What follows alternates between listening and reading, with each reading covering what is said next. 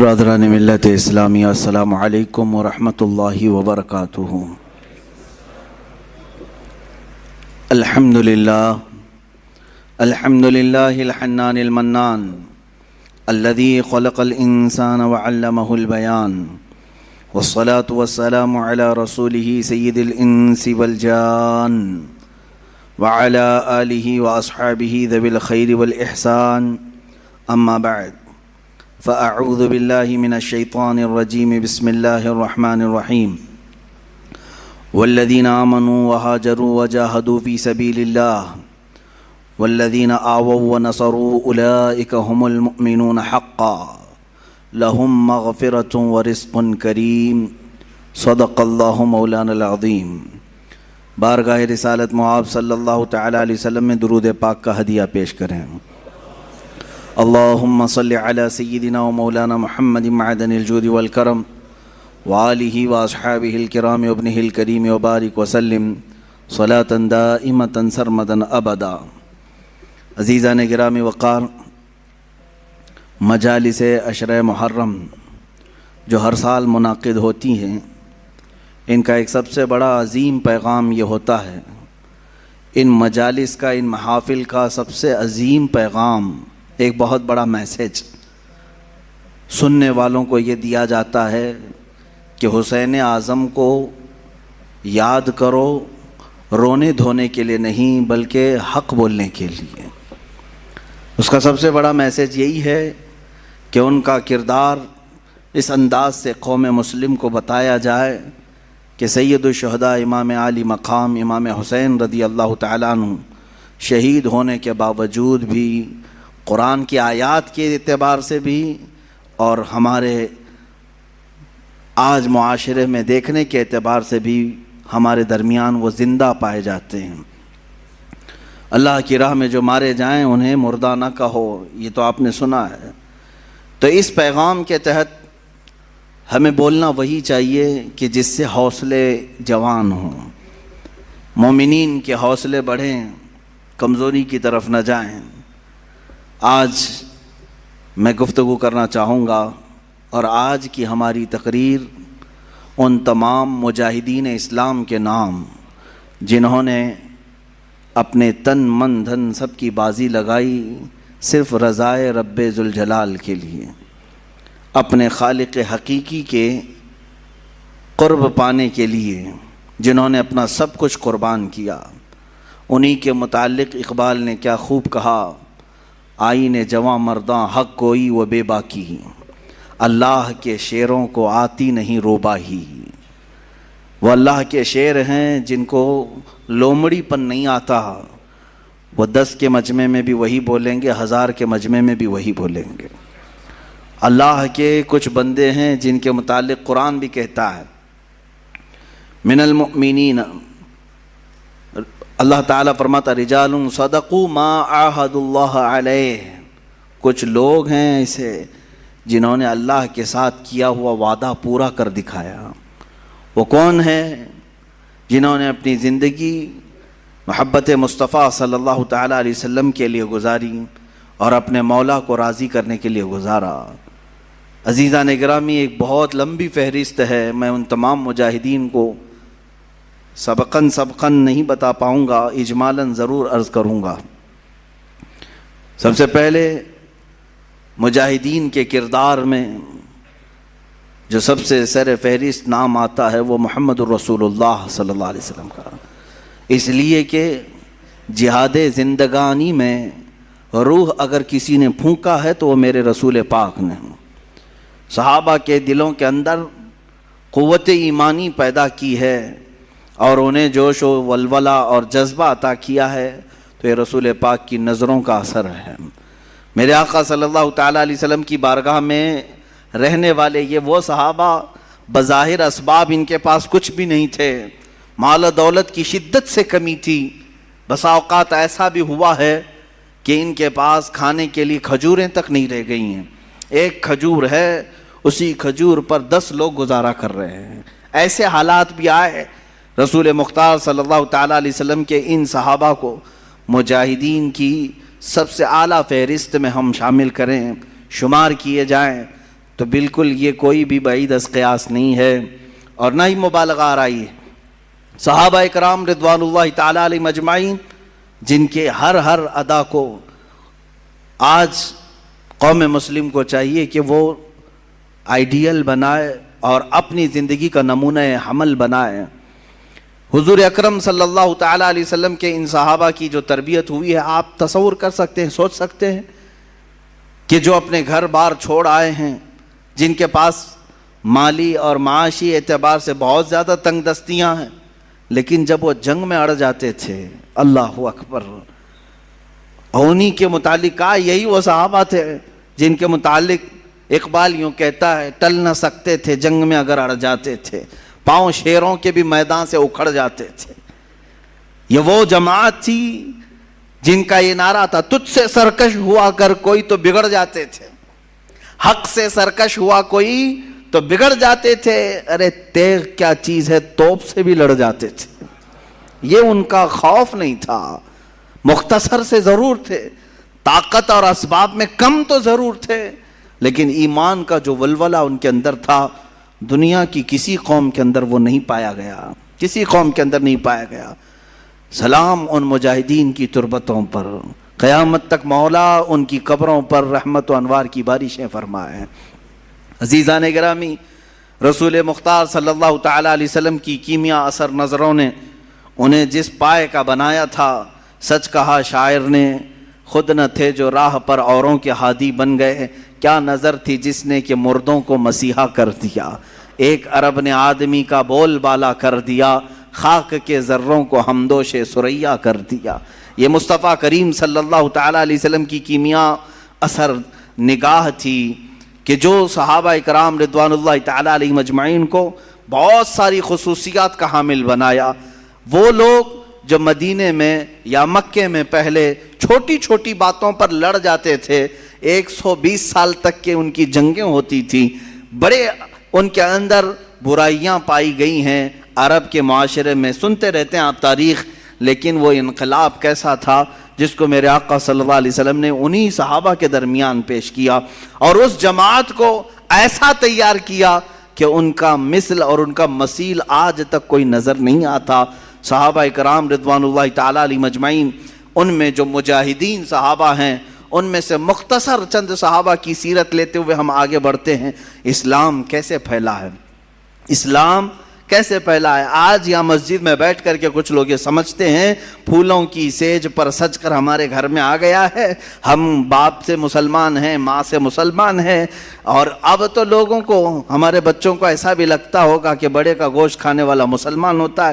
آسان کام تو ہے میرے عزیزو۔ اس اسلام کو ہم تک پہنچانے کے لیے جن مجاہدین نے اپنے مجاہدانہ کارنامے نمایاں انجام دیے، ان کی ایک بڑی لمبی فہرست ہے، طویل فہرست ہے۔ آج جو تم سکون کے ساتھ مسجدوں میں نمازیں ادا کر پاتے ہو، یا پھر تمہارے گھروں میں آج دین اسلام کی جو بہاریں ہیں، ان کے پیچھے قربانیوں کی ایک لمبی قطار ہے، قربانیوں کی ایک بہت لمبی فہرست ہے۔ رسول مختار صلی اللہ تعالی علیہ وسلم کے وہ صحابہ جن کی زندگیوں کو دیکھے، مشقتوں کا سامنا، مصیبتوں کا سامنا جو کرنا پڑا، یہ کربلا کے بیانات میں ہونا ضرور چاہیے۔ جہاں ہم حسین اعظم کے مجاہدانہ کردار کو بیان کرتے ہیں، ساتھ ہی رسول پاک کے دیگر جانثار صحابہ کی جہاد کو بھی ہم بیان کرتے ہیں، ان کے مجاہدانہ کردار کو بھی ہم بیان کرتے ہیں۔ اس کی وجہ یہ ہے کہ میرے عزیزو، صحابہ اکرام اور اہل بیت ہمارے لیے دونوں ہی عظمت کے حامل ہیں، اور ان دونوں کے ساتھ ہی ہم جنت کے طلبگار ہیں۔ میرے آقا صلی اللہ تعالی علیہ وسلم کے یہ چند صحابہ جن کے کردار کے متعلق میں عرض کر رہا ہوں۔ اے نوجوانوں، وہ معاشرہ کیسا تھا جس میں باپ اور بیٹا اس بات پر لڑ رہے ہیں کہ کل بدر میں مجھے جانا ہے کہ تم کو جانا ہے۔ کوئی کھیل کے گراؤنڈ میں نہیں جا رہے تھے، بدر کے میدان میں، مدینے سے 160 کلومیٹر کی دوری ہے۔ باپ اور بیٹا رات کے وقت گھر میں لڑائی کر رہے ہیں اس بارے میں۔ بیٹا کہتا ہے نہیں، میں رسول پاک کے ساتھ جاؤں گا۔ باپ کہتا ہے نہیں، میری عمر زیادہ ہے، میں رسول پاک کے ساتھ جاؤں گا۔ بیٹا کہتا ہے آپ بوڑھے ہو چکے ہیں، جوانوں کی وہاں ضرورت ہے۔ ان دونوں کی تکرار ہوتی رہی، یہاں تک کہ دونوں نے قرآن اندازی کی۔ चिट्ठी डाली जाए, जिसका नाम निकले वो जाए हुजूर के साथ। अजीज़ान गिरामी, कुरान अंदाजी की गई। एक बार जब चिट्ठी डाली गई तो उस जवान का नाम आया, दूसरी बार डाली गई फिर उसका नाम आया, तीसरी बार डाली गई फिर उसका नाम आया। तो फिर जो बूढ़े थे, बाप थे, वो झिल्ला करके कहते हैं ये कुरान अंदाजी सही नहीं हो रही है, चलो हुजूर पाक के पास जाकर के हम कह लेंगे। उन्होंने ये सोचा कि मैं नबी कौनैन को मना लूंगा। हुजूर पाक सल्लल्लाहु ताला अलैहि वसल्लम के पास आए, कहा आका कल आप जो जा रहे हैं, बेटे और मेरे दरमियान ये तकरार चल रही है। बेटे ने कहा आका हमने घर में कुरान अंदाजी भी की, अब्बा उस कुरान को मानते नहीं हैं, उस कुरान अंदाजी को नहीं तस्लीम कर रहे हैं। या रसूल अल्लाह आप फैसला फरमा दे। मेरे आका ने दोनों के जज्बे को देखा, जवान भी जज्बे में कम नहीं है, बूढ़ा भी जज्बे में कम नहीं है। यही है आईने जवां मर्दी हक गोई वो बेबाकी, अल्लाह के शेरों को आती नहीं रोबाई। इनमें से कोई ऐसा नहीं है जो बहाना ढूंढ रहा हो कि मैं घर में बैठ जाऊं तू चला जाए, बल्कि वो बहाना ढूंढ रहे हैं कि कोई हम में से आगे बढ़ करके हुजूर पाक का दिफा कर सके, पहरा दे सके। रसूल पाक सल्लल्लाहु ताला अलैहि वसल्लम ने उन दोनों में देख करके फिर जो बुजुर्ग थे, सहाबी थे, उनसे कहा आप घर पर रहें, घर पर रहने की अगर ज़रूरत है तो आप अपने जवान बेटे को हमारे साथ भेज दें। मेरे आका का ये फैसला आना था, इसके बाद तो फिर किसी को पर मारने की भी जसारत नहीं होती। लेकिन जानते हैं वो मंजर कैसा है जब वो बूढ़े सहाबी धाड़े मारकर रोते हुए घर वापस आए। कहा ऐ काश ये बुढ़ापा ना होता तो मुझे रसूल पाक के साथ जाना मयस्सर होता। ऐ मेरे अजीजों, यहाँ लोग हीले बहाने करते हैं और बहुत सारे बहाने तलाश करते हैं कि कोई उज़्र तो आ जाए, मुझे बाहर निकलना ना पड़े, मुझे हुजूर पाक की बारगाह में दिफा करने के काम में छुट्टी मिल जाए। जैसे लोग कहते हैं नहीं मौलाना अभी ये हालात हैं, मेरी वो नौकरी है, फलां मेरी वो हालात हैं, फलां के साथ हमारे ताल्लुकात हैं, बोलेंगे तो बड़ा मसला हो जाएगा। एक साहब हमसे कहने लगे पार्टी हाईकमान हमें निकाल देगी। अल्लाह अकबर, तुम्हें ये इस बात का खौफ तो है कि पार्टी हाईकमान तुम्हें लीडरशिप से निकाल देगी। अगर तुम रसूल पाक की हिफाजत के लिए बाहर आए, शर्म करो, शर्म से डूब मरो। जिस दिन तुम्हें हाई कमान ताजदार मदीना से निकालने की बात आएगी, हुजूर पाक सल्लल्लाहु ताला अलैहि वसल्लम, तुम जिसको हाई कमान कहते हो सकता है कोई साड़ी धोती वाले हो, अल्हम्दुलिल्लाह हमारे हाई कमान तो ताजदार मदीना सल्लल्लाहु अलैहि वसल्लम, हम वहां नजर रखते हैं। वो अगर राजी है तो अल्हम्दुलिल्लाह हमारी जिंदगी का वसूल हो गया। हमें करनी है शहिंशाह बतहा की रजा जोई, वो अपने हो गए तो रहमत परवरदिगार अपनी। हमें सिर्फ और सिर्फ मतमह नजर रखना है मुस्तफ़ा करीम सल्लल्लाहु अलैहि वसल्लम की ज़ात पाक को। मेरे अजीजों, ये बद्र के मैदान एक दो वाक़यात नहीं है, एक दूसरा वाक़या इसी मैदान का है। दो छोटे बच्चे भी लड़ रहे हैं, 13 साल 14 साल के बच्चे, मुआज और मुअव्विज़ रज़ी अल्लाह तआला अन्हुमा। उम्रों में फ़र्क हो सकता है, मैं एक अंदाज़न तखमीनन बता रहा हूँ, लेकिन थे छोटे। लेकिन छोटों पर मैदान जंग में जाने का हुक्म नहीं था। लौर दोनों आपस में गिड़गिड़ाते रहे। हुजूर की बारगाह में आए, कहा कि आका हमें साथ ले लें। हुजूर ने फरमाया छोटों के लिए नहीं है, छोटों के लिए नहीं है, तुम घर जाओ। वो बेख्तियार रोने लगे। किसके सामने रो रहे हैं? उसके सामने रो रहे हैं जिसको लकड़ी का रोना भी गवारा नहीं है, जिसको जानवरों का रोना भी देखा नहीं जाता। वो अपनी उम्मत के जानिसार सहाबा की औलाद का रोना कैसे देख सकते? मेरे आका ने फरमाया जाओ ठीक है, लाइन में खड़े हो जाओ, अगर तुम्हारा शाना उन सहाबा के शाने से मिल गया तो तुम्हें जाने की इजाजत दी जाएगी। कहाँ शाना मिलता?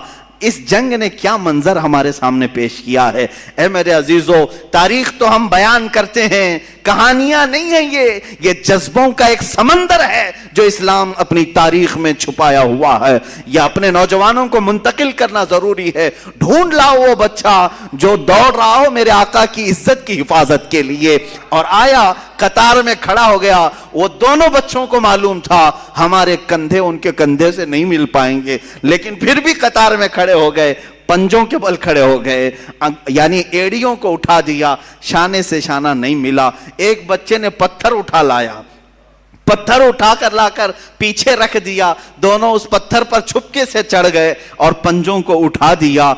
अब देखा शाने से शाना मिला, जाने का बहाना मिला।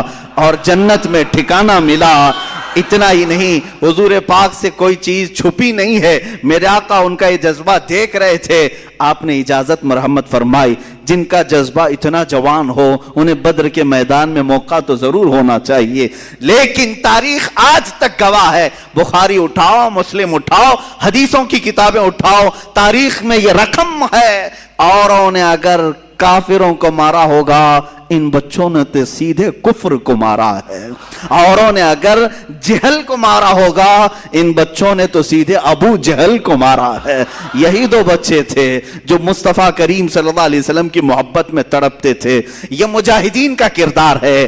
جہاں میں کہتا ہوں اب آپ کے سامنے یہ دو بچوں کو میں رکھ دیا تو آپ کسوٹی پرکھ کر کے بتاؤ اے مسلمانوں کسے میدان میں اترنا چاہیے؟ باڈی بلڈر کو، پیسے والے کو، سیٹ والے کو، طاقت والے کو؟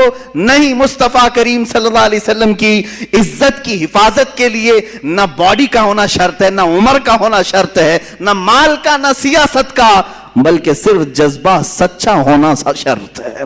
میرے آقا صلی اللہ علیہ وسلم کے لیے مر مٹنے کا جذبہ ہو تو پھر بچے بھی میدان میں آئیں تو بڑوں کا کردار ادا کر سکتے ہیں۔ ان بچوں نے جو کردار ادا کیا ہے، ابو جہل کے گھوڑے کو مارا اور نیچے گرا کر اس کے سینے پہ بیٹھ کر اس کی گردن قلم کر دی تھی، تاریخ میں موجود ہے۔ اور ان دو جوان شہزادوں نے، جوان بھی ہم کیا کہیں، ان فوان شباب، ابھی تو ان کے چہرے پر آئے بھی نہیں تھے اتنی جلدی ہی، لیکن کیا ہوا، وہ کیا کہتے تھے جانتے ہیں؟ انہیں پتا بھی نہیں تھا، وہ مدینے کے رہنے والے تھے، مکہ کبھی نہیں گئے، مدینے میں رہنے والے۔ حضرت عبد الرحمن بن عوف اس جنگ میں موجود ہیں، بڑے صحابی ہیں، عشرہ مبشرہ میں سے۔ وہ کہتے ہیں یہ دو بچے میرے پاس آئے، پوچھنے لگے چچا ابو جہل کس کا نام ہے، کون ہے وہ؟ حضرت عبد الرحمن کہتے ہیں میں نے ان سے کہا تم کو اس سے کیا کرنا ہے، وہ سردار قریش ہے، وہ پہلوانوں کا پہلوان ہے، تم کیا کرو گے؟ بچوں نے جو جواب دیا وہ ہمارا درس ہے۔ انہوں نے کہا سنا ہے وہ مصطفیٰ کی شان میں گالیاں دیتا ہے، بس یہی چیز تھی جس کی وجہ سے تلاش میں تھے، حبیب باری صلی اللہ علیہ وسلم کو وہ گالیاں دیتا ہے۔ حضرت عبد الرحمن مسکراتے رہے، دو بچے ہیں اور ڈھونڈ رہے ہیں کس کو، اس زمانے کے بڑے طاقتور پہلوان کو۔ حضرت عبد الرحمن کہتے ہیں میں اسی بات چیت میں تھا کہ اچانک ابو جہل سامنے سے گزر رہا تھا، میں نے کہا بچوں وہ دیکھو وہی خبیث ہے جو گھوڑے پر جا رہا ہے۔ ان بچوں نے ابھی بات مکمل بھی نہیں ہونی پائی تھی کہ چیل کی طرح جھپٹ پڑے اس پر۔ انہوں نے یہ نہیں دیکھا کتنی طاقت ہے ان کے پاس، کتنی قوت ہے ان کے پاس۔ یہی میں بار بار دہراتا رہوں گا اقبال کا شعر، آئینے جواں مرداں حق گوئی وہ بے باکی، اللہ کے شعروں کو آتی نہیں روبائی۔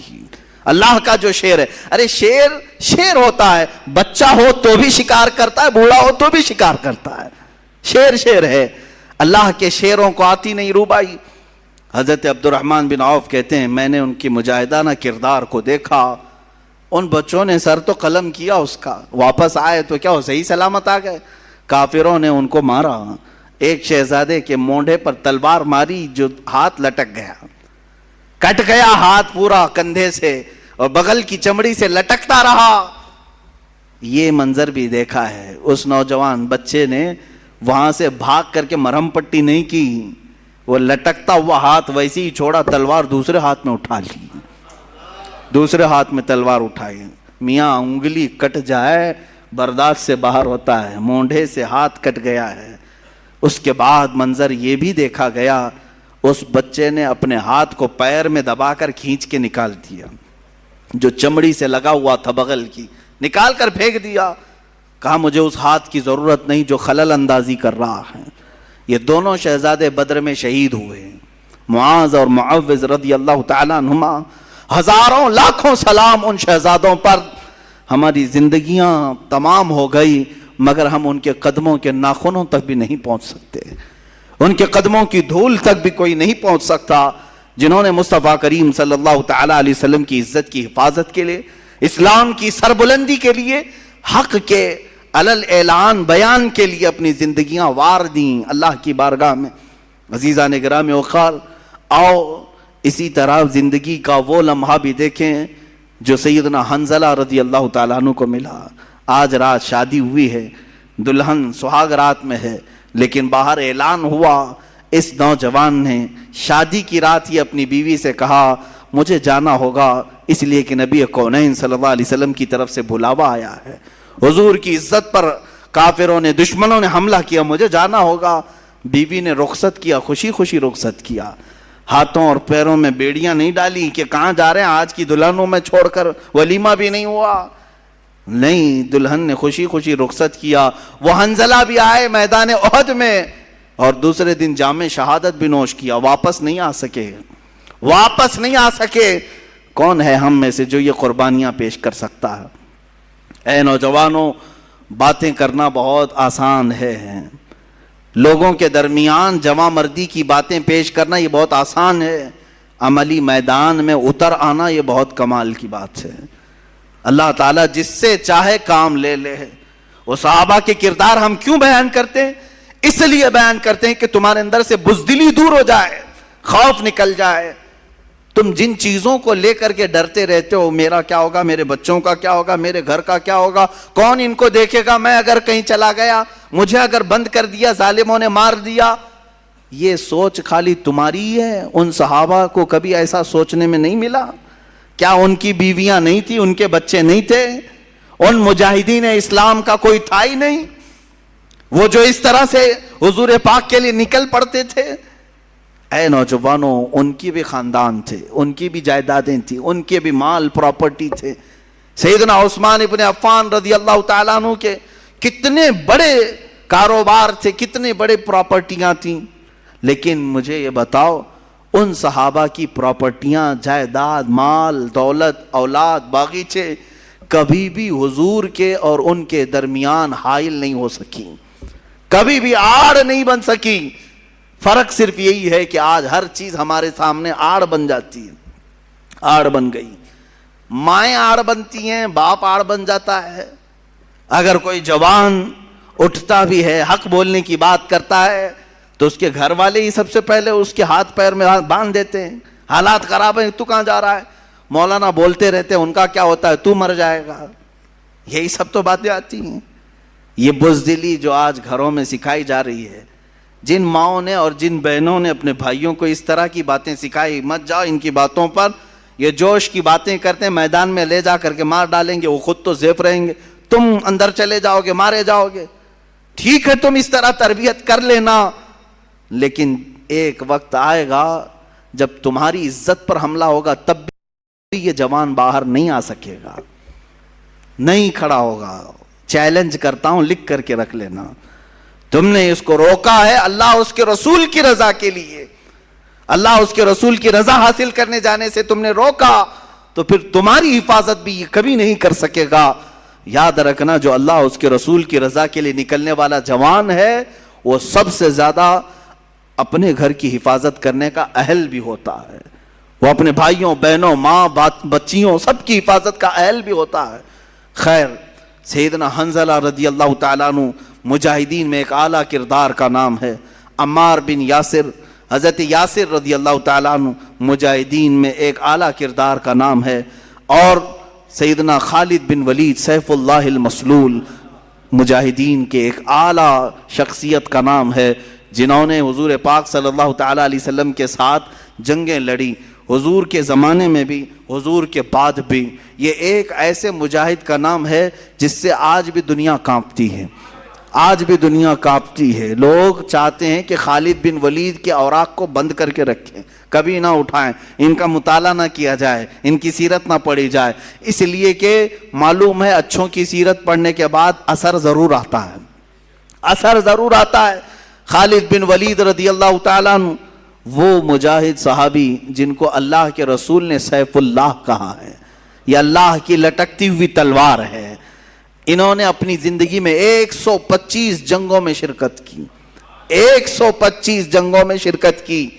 اور آپ کو ایک بات بتاؤں, 125 میں سے ایک میں بھی شکست نہیں کھائی, ایک میں بھی شکست نہیں کھائی. یہ آپ کو خاصہ تھا, آپ کی اسپیشلٹی. آج اور ایک میں بتا دوں آپ کو, اللہ تعالیٰ نے جو آپ کو خصوصی انعام دیا, سارے صحابہ میں خالد بن ولید کو 125 جنگوں میں شریک ہوئے اور ساری 125 میں فتح یابی ملی، ایک میں بھی شکست نہیں۔ دوسری خصوصیت آپ کی یہ ہے، دوسری خصوصیت، خالد بن ولید رضی اللہ تعالیٰ عنہ جن علاقوں کو فتح کیے 125 جنگوں میں، جن علاقوں کو فتح کیے، آج تک وہ علاقے کبھی کافروں کے ہاتھ میں نہیں گئے، صرف ان کی خصوصیت ہے۔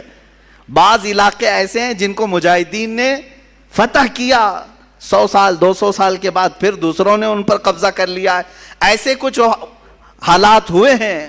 اور کچھ مقامات ایسے ہیں کہ جیسے مثال کے طور پر ترکی میں کئی مرتبہ ایسے حالات آئے، مصر میں ایسے حالات آئے، اور افریقہ میں کبھی کئی مرتبہ ایسے حالات آئے کہ جہاں مجاہدین اسلام نے ان کو فتح کر کے اسلام میں داخل تو کیا، حالات زمانہ کے بعد جیسے بغداد میں ہوا، پھر دوسروں کا قبضہ ہوا، پھر اسلام آیا، ایسا چلتا رہا۔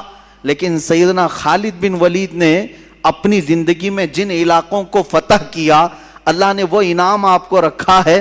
آج 1400 سال گزر جانے کے بعد بھی وہ علاقہ کبھی کافروں کے ہاتھ میں نہیں گیا، کبھی نہیں گئے۔ یہ آپ کی خصوصیت ہے سیدنا خالد بن ولید رضی اللہ تعالیٰ عنہ۔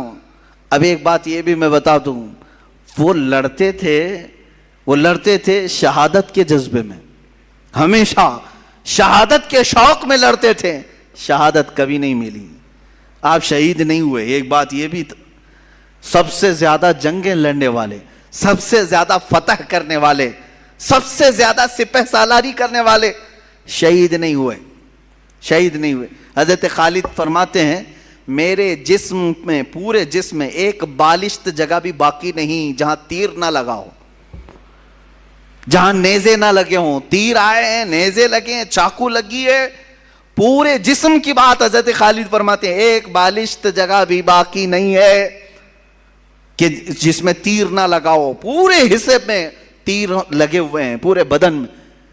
حضرت خالد فرماتے ہیں ہر تیر کے بعد میری تمنا ہوتی کہ میں جام شہادت نوش کروں، لیکن نہیں۔ جب آپ کی آخری عمر ہوئی اور آپ بستر پر آرام فرماتے، موت کے آثار نظر آئے، بستر پر موت آ رہی ہے، آپ اپنے گھر میں انتقال کیے، کسی جنگ میں نہیں۔ اس وقت حضرت خالد بن ولید نے کہا تھا دنیا کو میسج دے دو، دنیا کو سنا دو، جو لوگ ڈرتے ہیں جہاد سے، اگر جہاد میں ہی موت آنی ہوتی تو خالد بن ولید سب سے پہلے چلا جاتا۔ 125 جنگیں لڑنے والا، ہر علاقے میں موت کو ڈھونڈتا رہا، لیکن موت نہیں آئی، موت کبھی نہیں آئی، اس لیے کہ اللہ تبارک و تعالیٰ انہیں جنگوں میں موت نہیں دینا چاہتا، کیونکہ میرے نبی کی زبان سے جو نکلا تھا، کیا ان کے لیے یہ لفظ نکلا تھا کہ یہ اللہ کی لٹکتی ہوئی تلوار ہے، سیف اللہ ہے۔ اگر یہ کسی جنگ میں شہید ہو جاتے، کسی کافر کے مارنے سے ختم ہو جاتے، تو دنیا بعد میں یہ کہتی کہ اللہ کی تلوار ٹوٹ گئی، اللہ کی تلوار کو کسی نے توڑ دیا۔ اس لیے میرے مولا نے اس اللہ کی تلوار کو صحیح سلامت رکھا، اور آج تک وہ تلوار اپنی قبر میں صحیح سلامت ہی ہے، صحیح سلامت ہی ہے۔ یہ اس بات کا بھی اشارہ ہے کہ رسول اللہ نے جسے اللہ کی تلوار کہا وہ ٹوٹی نہیں ہے، وہ کبھی بھی پھر سے واپس امت میں بیدار ہو سکتی ہے، ہو سکتی ہے۔ اسی لیے اقبال نے کہا تھا نکل کے صحرا سے جس نے الٹ دیا تھا تخت روما کو، نکل کے صحرا سے جس نے الٹ دیا تھا تخت روما کو، سنا ہے قدسیوں سے میں نے کہ وہ شیر پھر ہوشیار ہوگا، سنا ہے قدسیوں سے میں نے کہ وہ شیر پھر ہوشیار ہوگا، وہ شیر انشاءاللہ العزیز اسی امت میں ہوشیار ہوگا۔ یہ لیکن شرط یہ ہے کہ ان مجاہدین کو سنا جائے اور سنایا جائے۔ سیدنا خالد بن ولید رضی اللہ تعالیٰ عنہ، میں مختصر چل رہا ہوں، باقی جوانوں کی ذمہ داری ہے کہ وہ پھر اپنے مطالعے کو وسیع کریں اور ان کو سرچ کریں اور پڑھیں، کتابوں میں ان کو نکالیں۔ ان صحابہ کو، صحابہ اکرام رضوان اللہ تعالیٰ علیہ مجمعین میں حضرت مصعب بن عمیر رضی اللہ تعالیٰ عنہ سفیر اسلام ہیں۔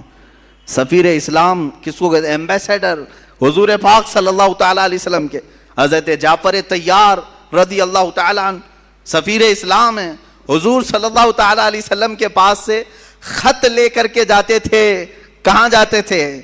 کہاں جاتے تھے؟ چوک میں، محلے میں کھڑے ہو کر درس دینے کے لیے نہیں، وہ صحابہ لے کر سیدھے بادشاہوں کے تخت کے سامنے کھڑے ہوتے. بڑے بڑے جو بادشاہ تھے، یہ صحابہ کہاں کہاں گئے؟ مصر کے بادشاہ کے پاس گئے، روم کے بادشاہ کے پاس، ایران کے بادشاہ کے پاس، یہ سب خطوط لے کر بحرین کے بادشاہ کے پاس. جتنے اس وقت بادشاہ تھے یہ صحابہ یا تو اکیلے ہوتے یا دو لوگ ہوتے، سیدھے صرف دو لوگ ہوتے. میرے آقا صلی اللہ علیہ وسلم کا لیٹر، خط لے کر کے جاتے اور بادشاہ کے پاس کھول کر کے پڑھتے. کیا کہتے اس میں؟ ایسا نہیں کہ آپ کی اقبال بلند ہو، آپ کی سلطنت بڑی ہے، آپ کی رعایا ایسے ہیں، نہیں، بلکہ سیدھے کہتے بسم اللہ الرحمن الرحیم، اللہ کے نام سے شروع جو نہایت مہربان رحمت والا. میں محمد صلی اللہ تعالیٰ علیہ وسلم کی طرف سے سفیر بن کر کے آیا ہوں. اے بادشاہ، میں تجھے دعوت دیتا ہوں کہ تو اسلام قبول کر لے، اور اسلم تسلم یہ کہتے تھے. حضور کے اکثر خطوں میں یہ لکھا جاتا تھا اسلم تسلم، اسلام لاؤ امن پا جاؤ گے. یہ کس سے کہہ رہے ہوتے؟ وہ اپنے قیدیوں سے نہیں، ملک کے بادشاہ سے. بادشاہ غور سے سنتا بھی تھا، بادشاہ غور سے سنتا بھی تھا. ان دو صحابہ کا رعب کیسا تھا جو تخت کے سامنے کھڑے ہو کر کے بلند و بالا اعلاناً کہتے. کئی مواقع ایسے آئے جن بادشاہوں کے سامنے جھک کر جانے کی عادت رہی ہے، رواج رہا ہے، وہاں وزیروں نے کہا کہ نہیں، یہاں سجدہ کر کے جانا ہے. یہ صحابہ اڑ گئے، کہا کہ ہم سجدہ تو صرف اپنے خالق کو کرتے ہیں، ہم تو اپنے نبی محمد صلی اللہ علیہ وسلم کو سجدہ نہیں کرتے، اس بادشاہ کو کیا کریں گے؟ وہ جا کر کے پیغام دیتے بادشاہ کو کہ یہ لوگ کہہ رہے ہیں کہ سجدہ کر کے نہیں آئیں گے، جھک کر نہیں آئیں گے. بادشاہ کہتا جیسے آئے ویسے ہی آنے دو. کیا پیغام لائے ہیں؟ کیونکہ عرب میں جو بات پھیلی تھی ہر ایک کو تجسس تھا، ایکسائٹڈ تھا کہ کیا میسج آیا ہوگا پتہ نہیں. حضور صلی اللہ علیہ وسلم کا میسج خط لکھتے اور پتہ نہیں ان کی زبانوں میں بلا کا اثر بھی ہوتا.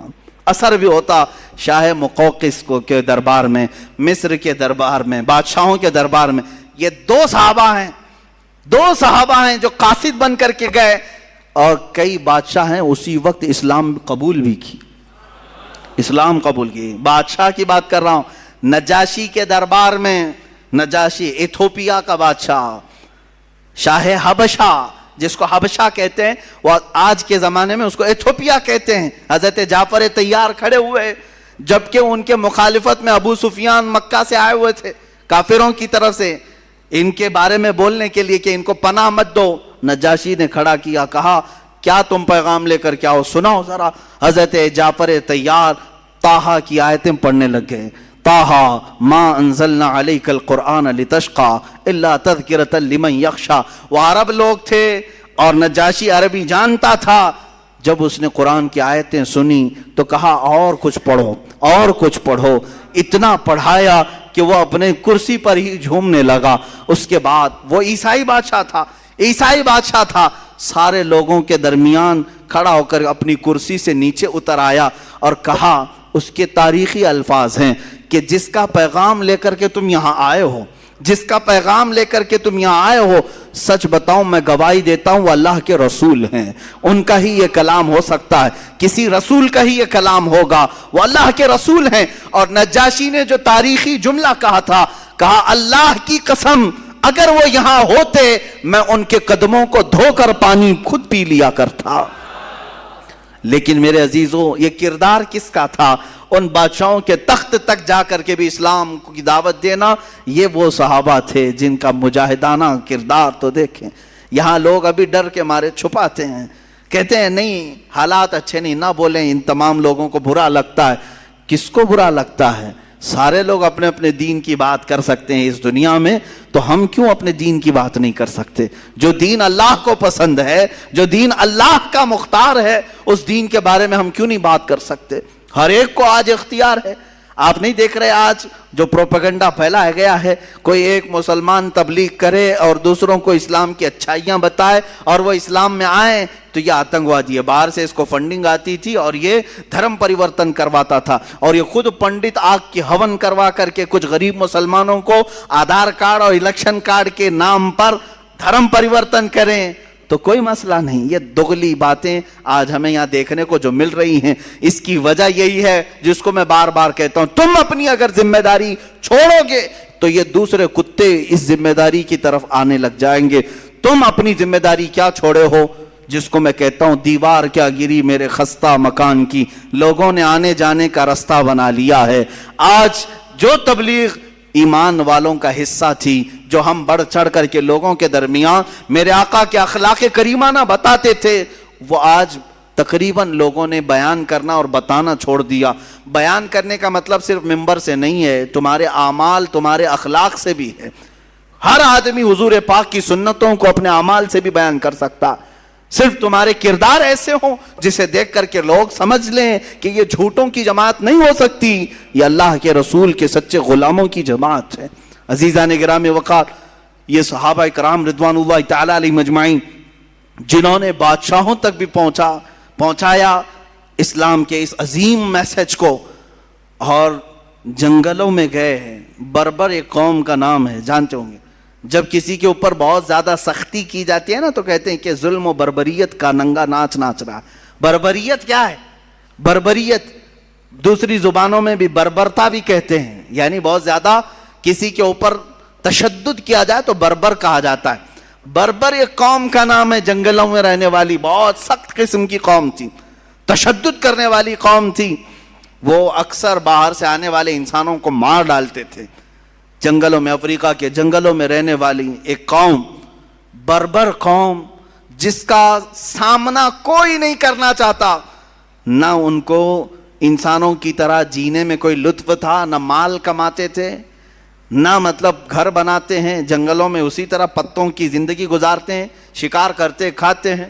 کسی کا قتل کرنا، کسی کو پھاڑ دینا، پیٹ نکال چیر دینا کوئی بڑی بات نہیں تھی، معمولی بات تھی ان کے.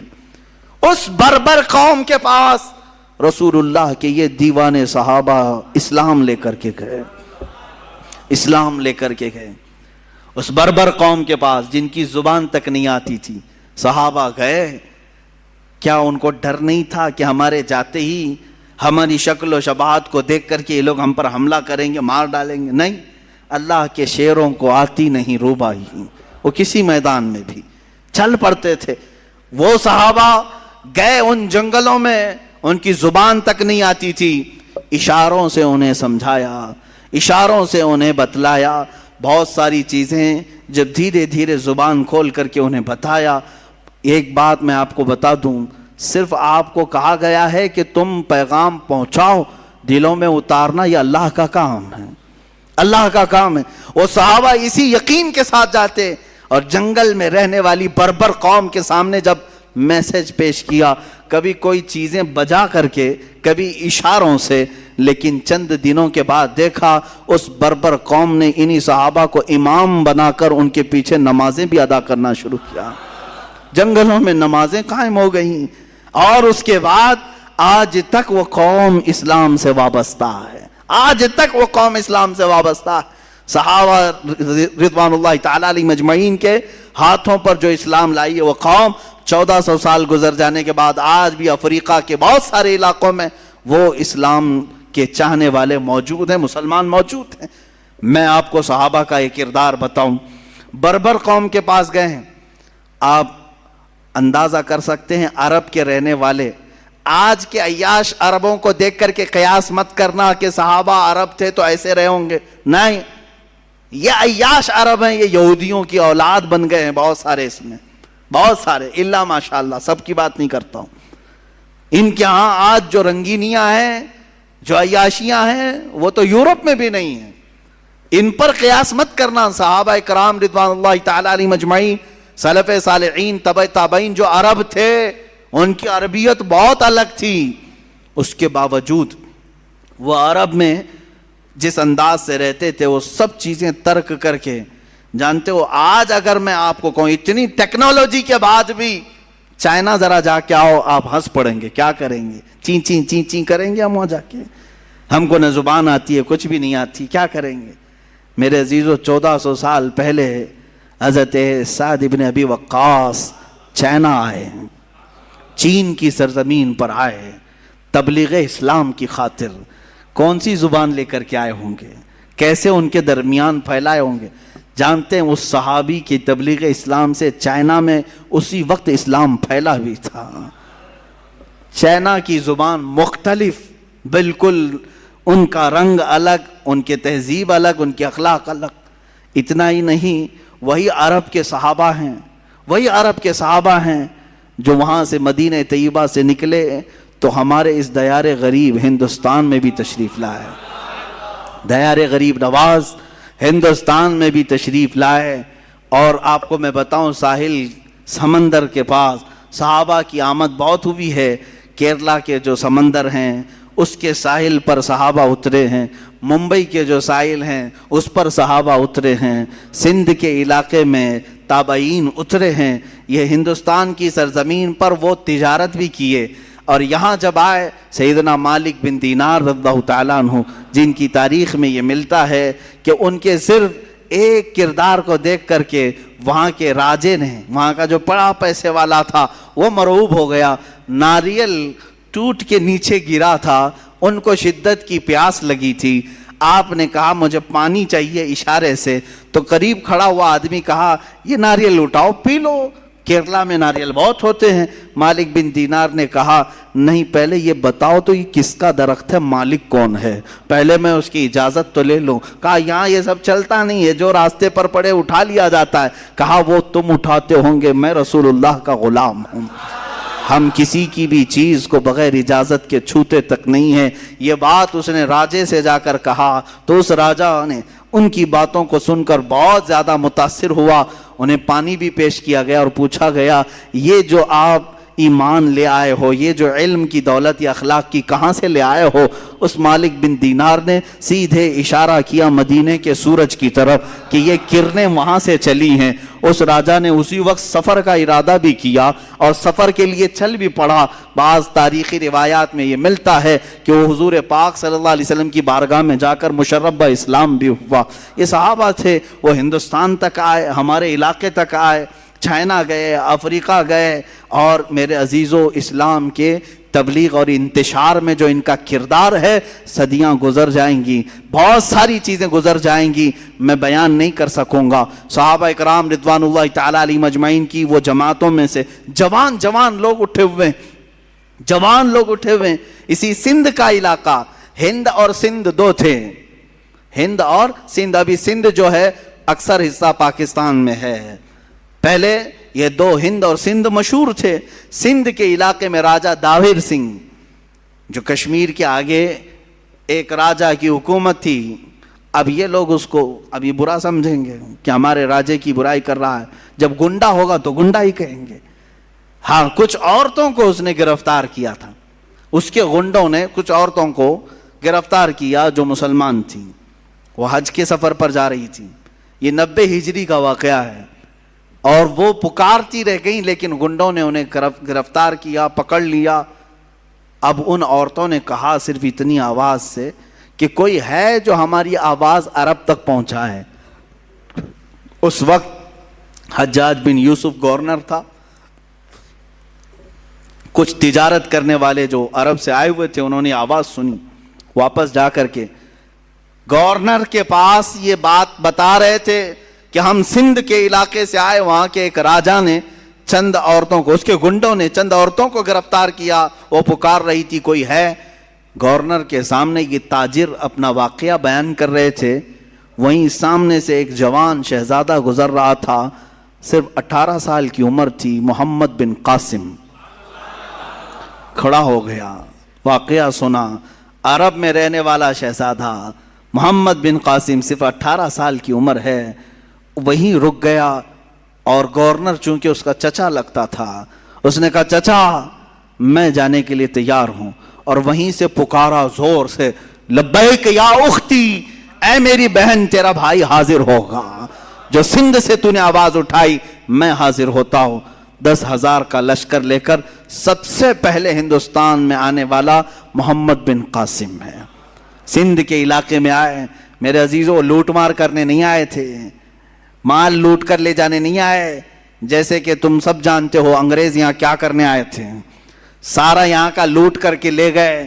کبھی یہ لوگ بیان نہیں کرتے ہیں, انگریزوں کے غلام یہ تاریخ نہیں جانتے. 200 سال انگریز لوٹتے رہے, کھاتے رہے, سب انگلینڈ پہنچاتے رہے, اس کے باوجود ان کو صرف خلجی نظر آتا ہے, ان کو اورنگزیب نظر آتا ہے. ارے میاں وہ آئے, یہاں بنائے اور یہیں دفن بھی ہوئے, یہیں دفن بھی ہوئے.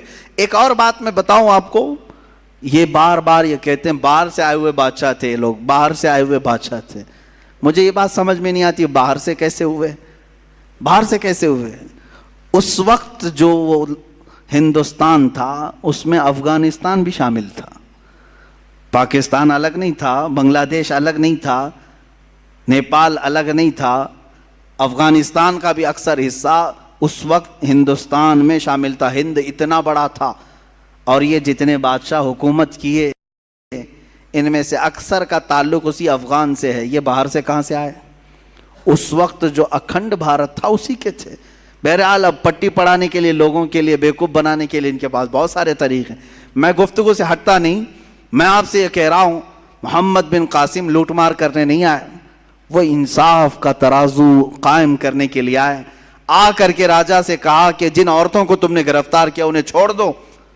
اس نے کہا تم ہوتے کون ہو, کیسے میں چھوڑ دوں؟ یہ تمام باتیں غرور اور نخوت کی تھی, تکبر اور گھمنڈی کی تھی. پھر اس جوان نے کہا تو چلو ٹھیک ہے, پھر دو بدو ہو جاتے ہیں, مقابلہ کرتے ہیں, جو فتح پالے اس کے حق میں یہ زمین بھی, یہ حکومت بھی اور یہ عورتیں بھی. اس نے منظور کر لیا. اسے یہ معلوم نہیں تھا پہلی مرتبہ وہ جوان شیر سے اس کا مقابلہ ہو رہا تھا. 3 دن سے زیادہ لڑائی چل نہیں سکی, سارے فوجی مارے گئے اور وہ راجہ گرفتار ہوا محمد بن قاسم کے ہاتھ میں. میں یہ پوچھنا چاہتا ہوں میرے عزیزو, 18 سال کی جوانی میں وہ طاقت کہاں سے آئی تھی؟ وہ طاقت کہاں سے آئی تھی جو عرب کی سرزمین سے سنگلاخ سفر طے کر کے آیا, پہاڑوں کا سفر, دریاؤں کا سفر اور پتھریلے راستوں کا سفر طے کر کے آیا, اور پھر ان عورتوں کو آزاد کرایا اور لوگوں سے کہا جس کا دل چاہے وہ اسلام قبول کرے, جس کا دل چاہے وہ اپنے مذہب پر رہے. یہ بات میں نہیں کہہ رہا, الہ آباد یونیورسٹی کے ایک بڑے پنڈت ہیں جنہوں نے کتاب لکھی ہے محمد بن قاسم کی سیرت پر, وہ پنڈت خود کہتے ہیں, اس پنڈت نے لکھا ہے کہ میں نے محمد بن قاسم سے زیادہ عدل اور انصاف کرنے والا کسی کو نہیں دیکھا.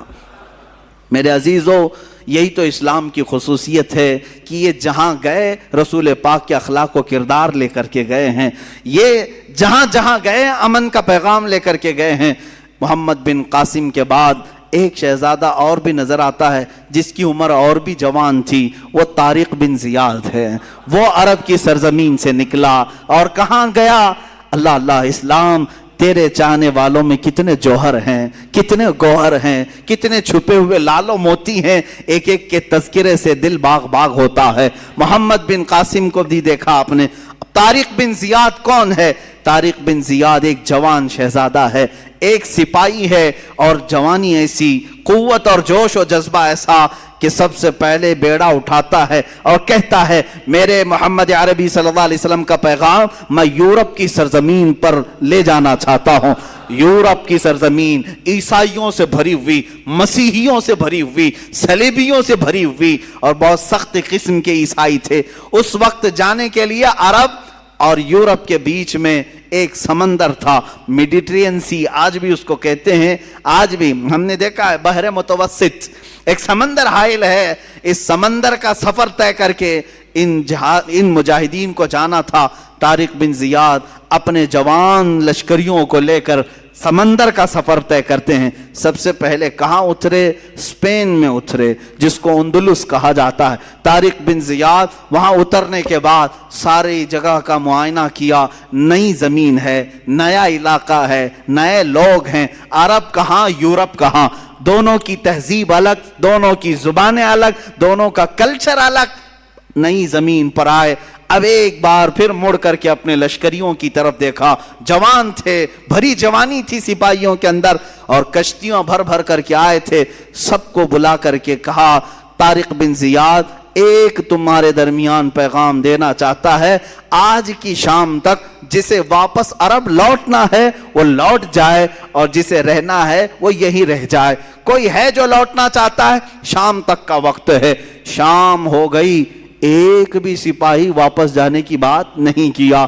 جب کوئی نہیں اٹھا طارق بن زیاد کھڑے ہوتے ہیں، جو لکڑیوں کی کشتیاں آئی تھی کنارے سب پر گھی اور تیل ڈال کر کے آگ لگا دیا، لکڑیوں کی تھی جلنے لگ گئی۔ مجاہدین نے پوچھا یہ ہماری سواریاں ہیں انہیں کیوں جلایا جا رہا ہے؟ طارق بن زیاد نے کہا تاکہ کسی کے اندر بھاگنے کی جرت بھی نہ ہو، خیال بھی نہ ہو۔ ہم رسول اللہ کے وہ دیوانے ہیں جہاں جائیں گے یا تو جھنڈا گاڑیں گے یا اپنی قبر میں دفن ہوں گے۔ ہم جہاں جائیں گے یا تو ہماری قبر بنے گی یا تو ہمارا پرچم لہرائے گا۔ طارق بن زیاد کا یہ جوش، یہی جوش تھا، یہی ولولہ تھا۔ ان مجاہدین نے پہلا قدم رکھا اور اللہ نے بھی انہیں فتح مبین عطا فرمایا۔ یورپ کی سرزمین سمٹتی چلی آئی ان تابعین اور کچھ صحابہ کے قدموں میں۔ یہ یورپ کی سرزمین ایسے آتی گئی، ایسے آتی گئی کہ ایک وقت ایسا آیا کہ اس اسپین پر اسلامی حکومت کا راج تھا۔ 750 سال تک اسلامی حکومت کا پرچم بلند ہوا، یہیں سے پورے یورپ میں اسلام پھیلایا گیا۔ آج بھی یورپ کے جن علاقوں میں اسلام پھیلا ہے وہ اسی یورپ کے اس ملک کے ذریعے سے پھیلا۔ طارق بن زیاد کی قبر پر اللہ لاکھوں رحمتیں نازل فرمائے، ان کی قبر پر مولا ابر رحمت نازل کرے کہ جس ایک جوان کے جذبے نے پورے بر اعظم ایک کانٹیننٹل کو اسلام کے دامن میں داخل کیا ہے۔ عزیزان گرامی، اسلام تیرے چاہنے والوں میں کتنے گوہر، کتنے لال و موتی چھپے ہوئے ہیں۔ ہم تاریخ میں آگے بڑھ کر کے آتے ہیں تو پھر ایک مجاہد کا نام آتا ہے جسے صلاح الدین کہا جاتا ہے۔ صلاح الدین ایوبی کون ہے؟ ایک وہ مجاہد ہے، سپاہی تھا اور نور الدین زنگی کی تربیت میں رہنے والا، کشا چلتا تھا۔ بسا اوقات ایسا تھا کہ خاندان الگ تھا، بڑے لوگوں کا، پیسے والوں کا خاندان تھا، لیکن اللہ جس کا دل بدل لے اور جس کو کام پر لگائے تو پھر دنیا کے تماشوں سے اس کا جی اٹھ جاتا ہے۔ وہ نکلا۔ یہ وہ زمانہ تھا جب عیسائیوں نے بیت المقدس پر قبضہ کر لیا تھا، مسلمانوں پر پابندی لگائی تھی، قتل عام کیا تھا، فلسطین کو خون سے نہلا دیا تھا۔ اس وقت یہ خبریں پھیلتی تھی۔ بغداد میں کسی اور کی خلافت تھی، مصر میں کسی اور کی تھی، شام میں، یمن میں، عراق میں الگ الگ خلفاء موجود تھے، لیکن بس یہی کہ سو رہے تھے یا اپنے حرم خانوں میں عورتوں کو رکھے ہوئے۔ بہت سارے الگ الگ اسلامی خلفاء میں بھی بعض عیاشیاں آئیں۔ اس زمانے میں یہ اٹھتا ہے ایک سپاہی جس کی راتوں کی نیند بے قرار ہے اور اس کا چین و سکون ختم ہو چکا ہے، صرف ایک ہی سوچ کہ قبلہ اول اگر آج ان لوگوں کے ہاتھ میں ہے جہاں سے میرے آقا کی معراج ہوئی، جہاں میرے آقا نے ہزاروں انبیاء کی امامت کی، وہ اگر آج ہمارے درمیان نہیں ہے تو پھر ہماری کوئی عزت باقی نہیں ہے۔ یہ سوچ لے کر کے نکلا اور اس کے بعد مصر جب تشریف لائے، یہاں پر نور الدین زنگی کے انتقال کے بعد صلاح الدین ایوبی کو سپہ سالار بنایا گیا، مصر کا گورنر بنایا گیا۔ مصر کی گورنری آنے کے بعد سب سے پہلے قسم اٹھاتا ہے یہی صلاح الدین، کہتا ہے کہ اللہ کو گواہ بنا کر کہتا ہوں اس وقت تک چین سے اپنے گھر میں نہیں آؤں گا جب تک بیت المقدس میں اپنا مصلی نہیں بچھاؤں گا۔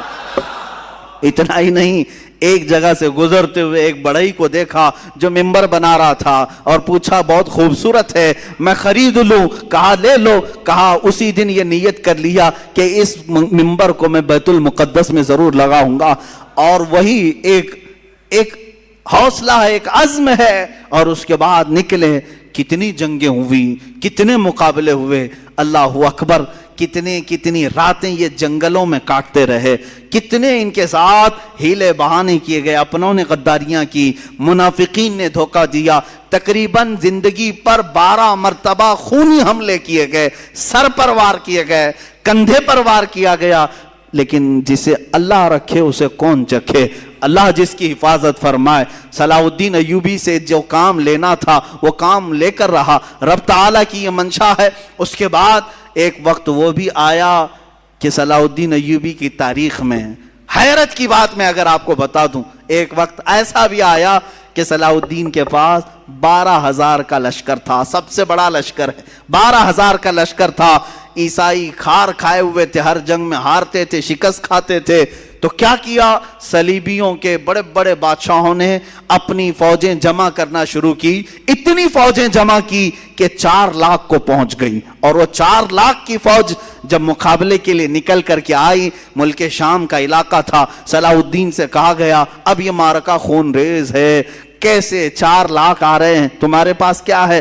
12,000. سب کو جمع کیا میدان میں. پوچھا صلاح الدین ایوبی نے کہ سنا ہے صلیبیوں نے، عیسائیوں نے 4 لاکھ کا مجمع جمع کر لیا ہے، یہ خونی جنگ ہو سکتی ہے، ہم 12,000 کی تعداد میں ہیں، چاروں جگہ سے اگر وہ حملہ آور ہو جائیں تو پھر ہم مٹھی بھر ہوتے ہیں، تمہارا کیا خیال ہے، ہم یہ چھوڑ کر چلے جائیں یا پھر میدان میں رہیں؟ فوجیوں نے جواب کیا دیا؟ وہ کہتے ہیں کہ ہم کسی ایرے غیرے کے سپاہی نہیں، ہم صلاح الدین کے سپاہی ہیں. اللہ کے شیروں کو آتی نہیں روباہی، آئی نے جواں مردہ حق گوئی وہ بے باکی. اقبال نے سچ کہا تھا، اللہ کے شیر کبھی لومڑی بننا پسند نہیں کرتے، میدان جنگ میں اڑ جاتے ہیں. اس کے بعد ہوا یہی، تاریخ نے دیکھا صلاح الدین ایوبی کی 12,000 کا یہ لشکر میدان میں اترا.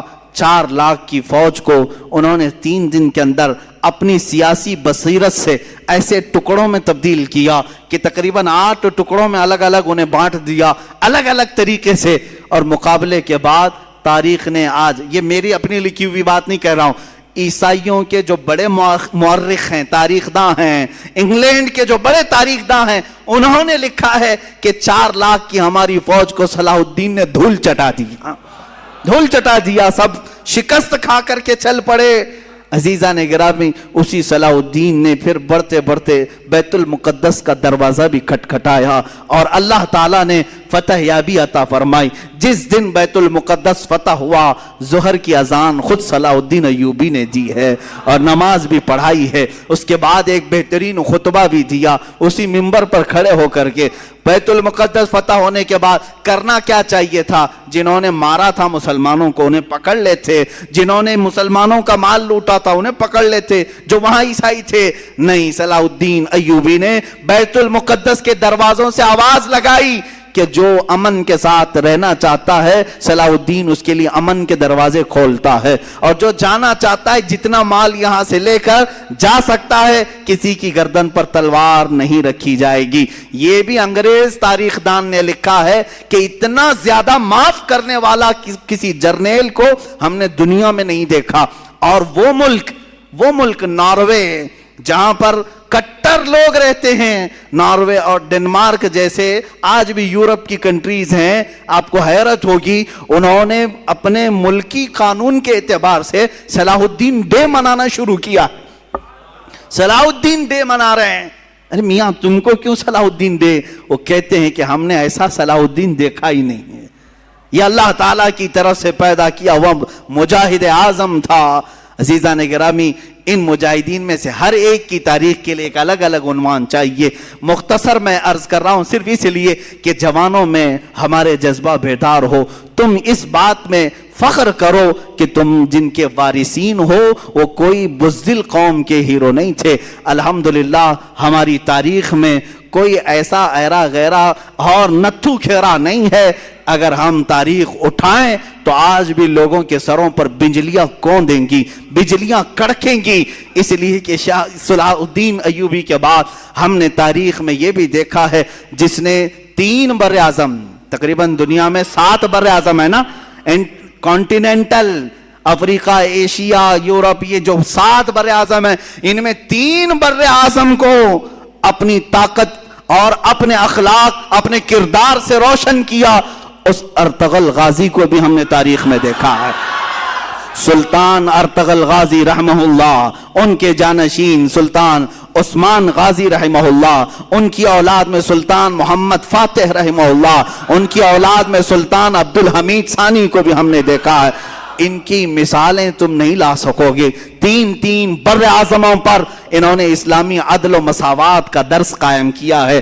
اور ایسے نہیں ہیں کہ وائٹ ہاؤس میں بیٹھ کر کے سازشیں رچ رہے ہوں، بلکہ میرے عزیزو اللہ نے ان کو 3 بر اعظموں کی حکومتیں دی تھی. اس کے باوجود بھی رات کے وقت تنہائی میں جبہ پہن کر کے کسی روٹی بیچنے والے کی دکان میں کھڑے ہو جاتے اور 2 روٹیاں خرید کر لا کر اپنے گھر میں کھایا کرتے تھے. یہ بادشاہان اسلام بھی تھے, مجاہدین اسلام بھی تھے. اس فاتح قسطنطنیہ جس کی بشارت میرے آقا نے حدیث پاک میں دی ہے کہ قسطنطنیہ فتح کرنے والا وہ پہلا لشکر بغیر حساب و کتاب کے جنت میں جائے گا, وہ کون تھا؟ وہ سلطان محمد فاتح ہے جو ارطغرل غازی کی اولاد میں سے تھے. انہوں نے قسطنطنیہ کو فتح کیا. قسطنطنیہ اسی استنبول کو کہتے ہیں جہاں تاریخی ان کی بہت ساری چیزیں موجود تھی, کئی 100 سالوں سے موجود تھی. وہاں سے انہوں نے فتح کیا. ابھی آپ نے سنا ہوگا 1 سال پہلے مسجد آیا صوفیہ کا ایک بڑا مسئلہ چلا تھا. بہت لوگوں کے پیٹ میں درد ہو رہا تھا کہ رجب طیب اردگان نے اس کو مسجد میں تبدیل کر دیا, وہ میوزیم تھی. یہ تاریخ چھپا رہے ہیں, کوئی میوزیم نہیں تھی. یہ سلطان محمد فاتح کی فتح کی ہوئی مسجد تھی. انہوں نے خریدا تھا. چرچ تھی, سیدھے صاف کیوں نہیں بولتے؟ میوزیم تھی؟ میوزیم نہیں ہے, چرچ تھی. اور جب فتح یابی سلطان محمد فاتح کو ہوئی, سارے لوگوں نے دست بستہ کھڑے ہو کر کے وہ سب سپرد کیا تھا, چابیاں دی تھی. اس کی تحریر موجود ہے, دستاویزات موجود ہے.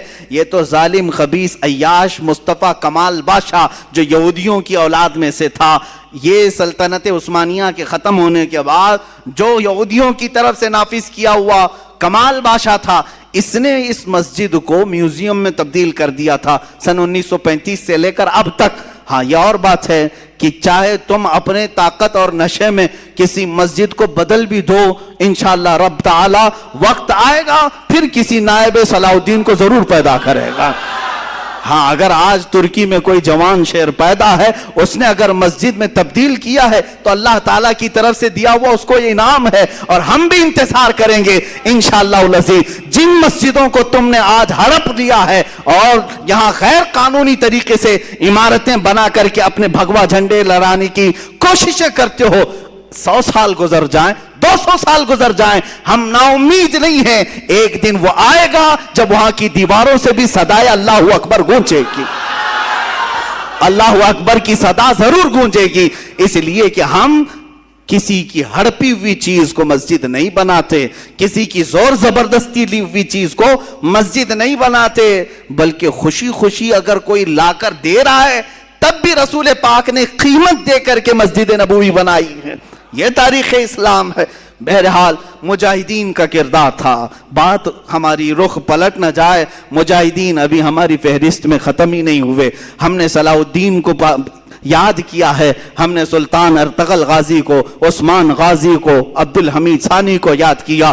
لیکن میرے عزیزو, یہ ناانصافی ہوگی اگر میں ہندوستان کے ان مجاہدین کو یاد نہ کروں جنہوں نے پرچم اسلام لہرایا ہے اور عدل و مساوات قائم کیا ہے. اس میں سے ایک جوان شیر شہاب الدین غوری بھی ہے, دوسرا جوان شیر محمود غزنوی بھی ہے, تیسرا جوان شیر اورنگزیب عالمگیر بھی ہے. یہ تینوں جملے جو میں نے کہا یہ پیٹ میں سیدھے گڑتے ہیں, آنکھوں میں سیدھے چبھتے ہیں, اس لیے کہ یہ نام جلدی کوئی سننا نہیں چاہتا.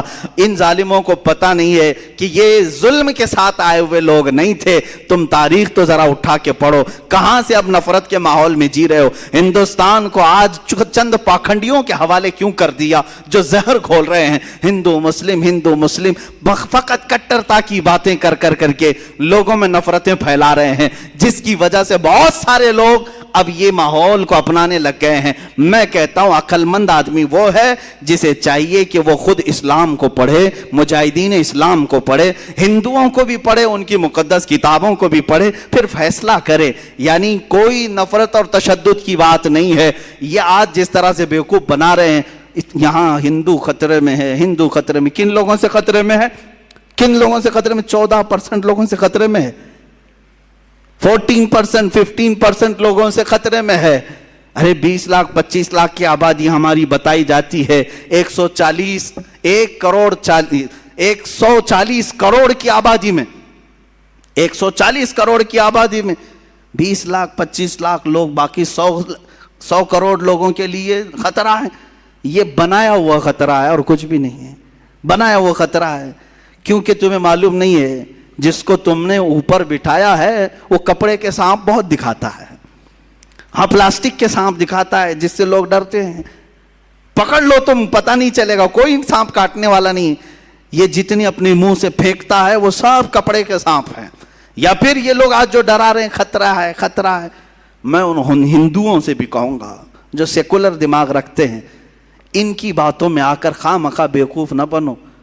مسلمان یہاں پر کتنے سو سالوں سے ہے، 700 سال تک جب یہاں اسلامی حکومت رہی تب ہندو خطرے میں نہیں تھے، تب مندریں سلامت رہی. کچھ ہوا مندروں کو؟ 1000 سال پرانی مندر آج بھی ہندوستان میں ہیں کہ نہیں ہیں؟ تاریخ جا کر کے پوچھ لو ان سے ہی، سب مندریں موجود ہیں. جب خطرہ نہیں ہوا 700 سال حکومت میں رہنے کے بعد، اب چلو آزادی کے بعد 70 سال اور بھی گزر گئے، اس وقت بھی خطرہ نہیں تھا. یہ 2014 سے خطرہ بہت بڑھ گیا. کیوں؟ بیوقوف بنا رہے ہیں. ان لوگوں سے خطرہ بڑھ گیا. ارے وہ بھی کن لوگوں سے خطرہ بڑھا؟ جن کا تم نے مال بھی ختم کیا، ان کی کوئی معاشی حالت صحیح نہیں ہے، ان کی ایجوکیشن میں کوئی نمائندگی نہیں ہے. یہ ہماری جماعت جس کا رونا ہم خود رو رہے ہیں. یہاں تو ہمارے صحیح سے آدھار کارڈ نہیں بنے ہوئے ہیں، صحیح سے لوگوں کے پاس کھانے پینے کی چیزیں نہیں ہے. اس قوم کو لے کر اتنی بڑی قوم کو ڈرا رہے ہیں لوگ، اور وہ ڈر بھی رہے ہیں، خوف کھا بھی رہے ہیں. میں یہ صاف کہوں گا ان لوگوں کو چاہیے کہ بیوقوف نہ بنے. یہ ڈرا کر کے اپنی سیاست کرنا چاہتے ہیں، روٹی سیکنا چاہتے ہیں. اور اگر تم ڈرتے ہو اور خوف کھاتے ہو تو پھر یہ تمہاری مرضی، کیونکہ ہم مسلمان ہیں. الحمدللہ ہم مسلمان تھے، ہیں اور رہیں گے. اورنگزیب رحمت اللہ تعالی علیہ، شہاب الدین غوری، محمود غزنوی، یہ ان مجاہدین کے نام ہیں جنہوں نے تقوی اور پرہیزگاری کے ساتھ عدل کو قائم کیا، اسلام کے نظام کو بھی قائم کیا.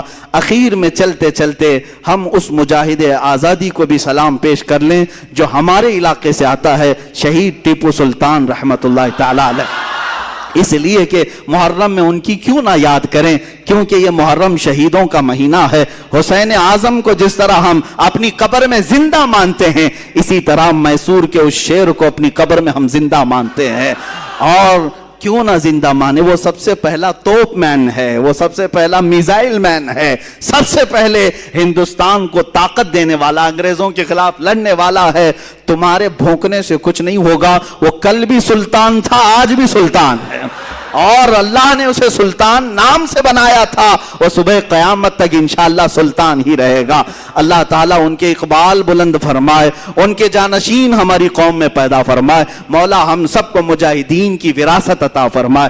ہمارے دلوں کو مولا کردار غازیان اسلام عطا فرمائے. مولا ہم سب کو بزدلی سے بچائے، بزدلوں کے صحبت سے بچائے. صحابہ، تابعین، اولیاء کاملین کے نقوش پاکی عمل کی اور اقتداء کی ہمیں توفیق عطا فرمائے. وآخر دعوانا الحمدللہ رب العالمین.